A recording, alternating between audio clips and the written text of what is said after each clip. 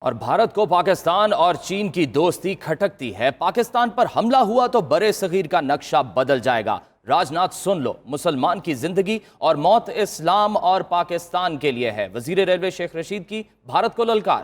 کہا مودی کی وجہ سے پاکستان میں سب ایک ہو گئے ہیں۔ جو کشمیر کا غدار ہوگا وہ مودی کا یار ہوگا۔ مودی پاکستان کو اندر سے توڑنا چاہتا ہے۔ بھارت آزاد کشمیر پر حملہ کر سکتا ہے، اپنی پھل جڑیاں اور دفاعی نظام شب بارات کے لیے نہیں ہے۔ پاکستان کا میزائل نظام پاکستان کے دفاع کے لیے استعمال ہوگا۔